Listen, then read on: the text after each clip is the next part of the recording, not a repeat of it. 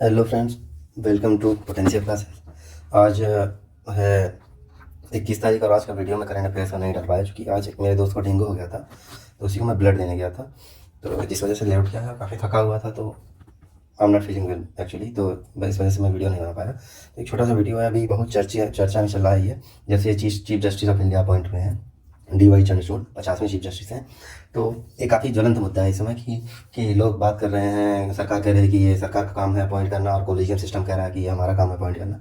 हमेशा से सरकार कोलिजियम सिस्टम में खींचा जाना चाहिए, जुडिशरी एग्जीक्यूटिव में। तो लेट्स टॉक अबाउट इसका बैकग्राउंड इन्फॉर्मेशन क्या है, चीफ जस्टिस ऑफ इंडिया के बारे में बात करेंगे, उसके बाद DY चंद्रचूड़ के बारे में बात करेंगे।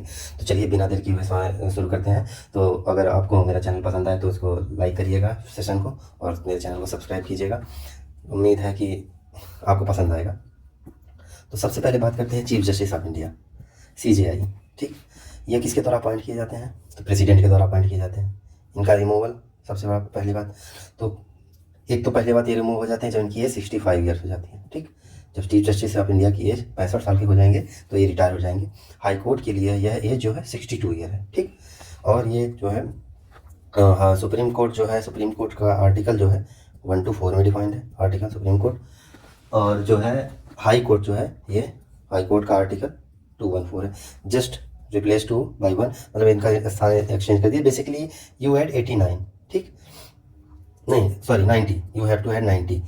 हाई कोर्ट और सुप्रीम कोर्ट के बीच में अगर आप जो भी हाई कोर्ट का सुप्रीम कोर्ट का चीज़ है उसमें अगर 90 ऐड करेंगे तो वो हाई कोर्ट के लिए हो जाएगी। ठीक, जैसे उम्मीद है कि देखिए, जैसे 1 to 4 है हाई सुप्रीम कोर्ट के लिए, इसमें आप 90 ऐड करेंगे तो 4 9 2 11 1 1 2 214, ये क्या है? हाई कोर्ट की बात करता है। ठीक, तो इसी तरह से आप देख सकते हैं। फिर बात करते हैं, पहली तो एक 65 साल का हो जाएगा तब रिमूव कर दिया जाएगा। उसके बाद एक खुद से रिजाइन कर दी, प्रेसिडेंट को रिजाइन। इसको अपॉइंट कौन करता है? प्रेसिडेंट। तो ये रिजिग्नेशन किसको लिखेगा?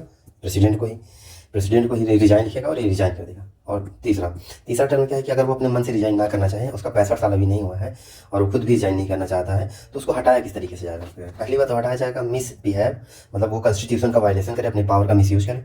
उसके बाद इनकैपेसिटी मतलब वो मतलब इनकैपेबल है अपनी पावर्स को यूज करने में, सही ढंग से डिसीजंस नहीं ले पा रहा है जो रिक्वायर्ड है। तो इन दो तरीकों को लगा के उसको हटाया जा सकता है। चलिए बात करते हैं कि मान लीजिए उसको हटाना है तो कैसे हटाएंगे। ठीक, उसको हटाने के लिए सबसे पहले बात करेंगे हम कि एक मोशन लाया जाएगा, और वो मोशन कहीं भी लाया जा सकता है, दोनों हाउसों में से एक में।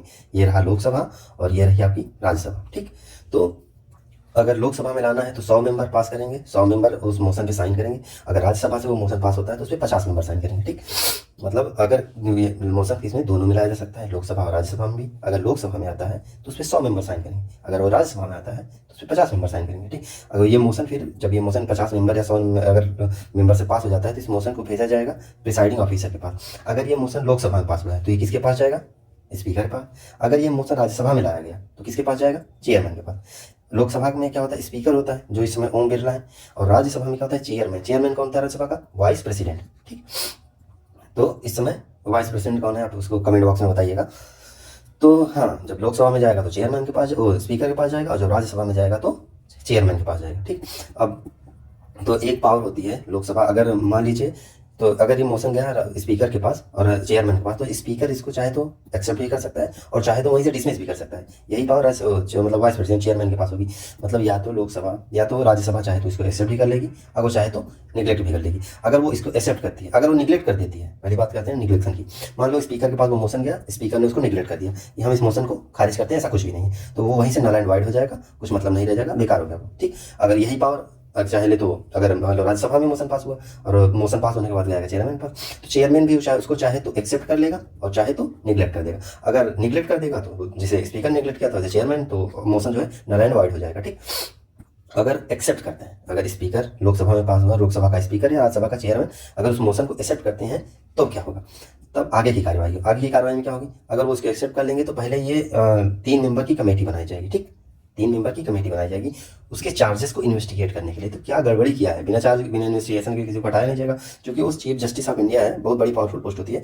इस वजह से मतलब कथित तौर पे किसी को कि इसने कॉन्स्टिट्यूशन का वायलेशन किया है, ऐसे नहीं हटाया जा सकता। तो उसके लिए क्या है? प्रावधान है कि 3 मेंबर की कमेटी बनेगी और वो इन्वेस्टिगेट करेगी उसके ऊपर जो चार्ज लगाए गए हैं उनको। और उस मेंबर्स की कमेटी में रहेगा कौन? ये हमेशा क्वेश्चन पूछा है आपसे कि जो 3 मेंबर की कमेटी बनाई जाएगी उसमें कौन कौन होता है? पहला, या तो वो खुद चीफ जस्टिस ऑफ इंडिया होंगे, या एक कोई जज होगा सुप्रीम कोर्ट का, पहला मेंबर। ठीक, दूसरा मेंबर क्या होगा, सुप्रीम कोर्ट का मतलब एक चीफ जस्टिस होगा, हाई कोर्ट का चीफ जस्टिस होगा। तीसरा क्या होगा, एक जो डिस्टिंग्विश ज्यूरिस्ट होगा, मतलब तीनों में पहला मेंबर होगा या तो वो खुद चीफ जस्टिस होंगे या उनका समकक्ष कोई सुप्रीम कोर्ट का जज होगा। ठीक, दूसरा क्या होगा, हाई कोर्ट का चीफ जस्टिस होगा, 2 मेंबर। तीसरा क्या होगा कि एक ज्यूरिस्ट होगा, डिस्टिंग्विश ज्यूरिस्ट, जिसको मतलब इसके बारे में लॉ के बारे में काफ़ी जानकारी हो, उसको रखते हैं। तो 3 मेंबर की कमेटी होगी। अब ये तीनों मेंबर जो है तीनों मेंबर जो है इसका चार्ज लगे हैं उसका इन्वेस्टिगेशन करेंगे। आफ्टर इन्वेस्टिगेशन अगर ये प्रूफ हो गया कि ये उन्होंने जो है कॉन्स्टिट्यूशन का वायलेशन किया है, तब उनके ऊपर अगली कार्रवाई। अगर वहीं से अगर ये प्रूफ नहीं होता है तो बात खत्म हो जाती है।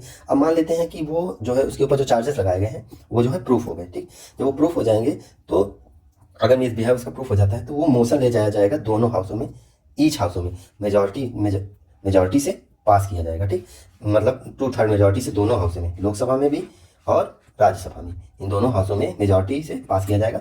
उसके बाद क्या हो जाएगा, चीफ जस्टिस का इम्पीचमेंट हो जाएगा। ये इम्पीचमेंट वर्ड हम बेसिकली प्रेसिडेंट के लिए यूज करते हैं ना, लेकिन यहाँ पे इम्पीचमेंट आप मतलब अगर क्वेश्चन में आएगा तो इम्पीचमेंट केवल प्रेसिडेंट के लिए शब्द यूज होता है, इसका रिमूवल यूज कर सकते हैं। हालांकि अभी 2 साल पहले एक बार इम्पीचमेंट की बात कही गई थी तो काफ़ी न्यूज़ में था कि इम्पीचमेंट केवल प्रेसिडेंट का होता है, सीजीआई का नहीं होता है। तो हालांकि हाँ, ये बात सही है, जब भी हम इम्पीचमेंट वर्ड का यूज करेंगे तो ये केवल प्रेसिडेंट के लिए होगा। ठीक, प्रेसिडेंट की बात आर्टिकल 52 में बोली गई है। ठीक, तो अब तो हाई कोर्ट के जज को, मतलब सुप्रीम कोर्ट के जज को अब रिमूव कर दिया गया। ठीक, अब बात करते हैं डीवाई चंद्रचूड़ की।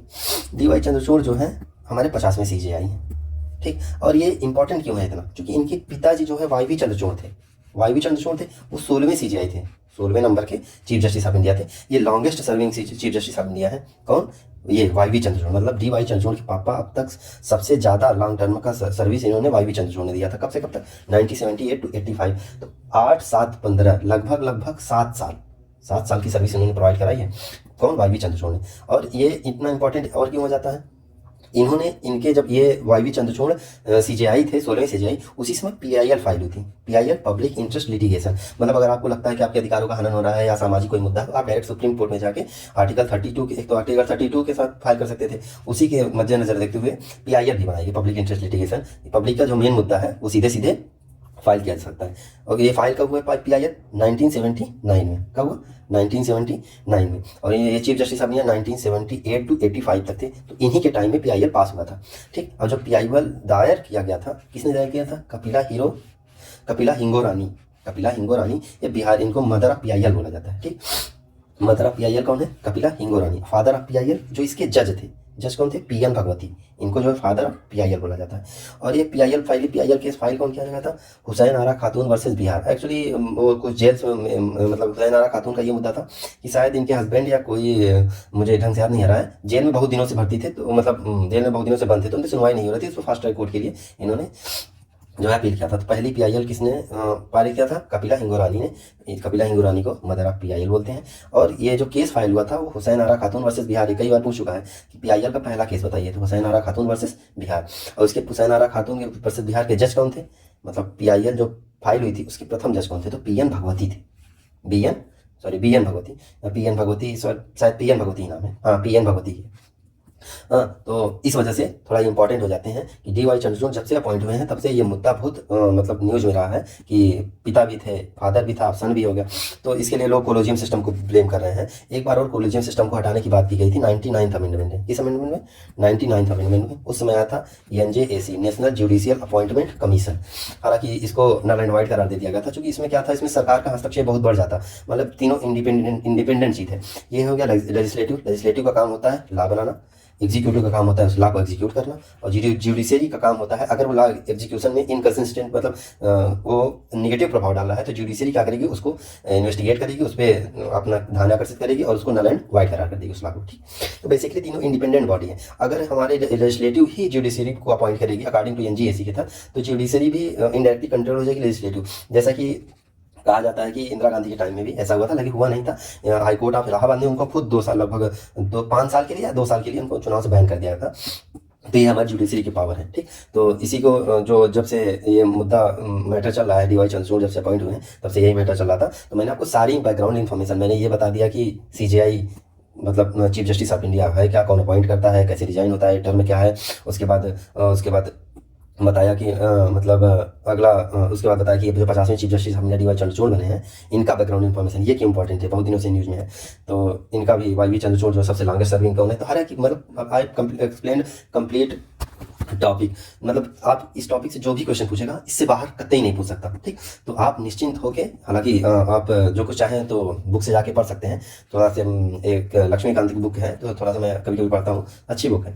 तो आप वहाँ से भी पढ़ के देख सकते हैं, देखेंगे कि मैंने हर एक चीज़ आपको एक्सप्लेन कर दिया है। तो उम्मीद यही है कि अगर ये सेशन आपको पसंद आया तो मेरे सेशन को लाइक कीजिएगा, मेरे चैनल को सब्सक्राइब कीजिएगा और मेरे वीडियो को शेयर कीजिएगा, ठीक है। मैं देख रहा हूँ कि बराबर में डेली वीडियो जा रहा हूँ, 2 से 5 व्यूज़ हो जाते हैं, कभी कभी 16 व्यूज़ 17 व्यूज़ तक जा रहे हैं। तो ठीक है, I am trying my best, I think you support me.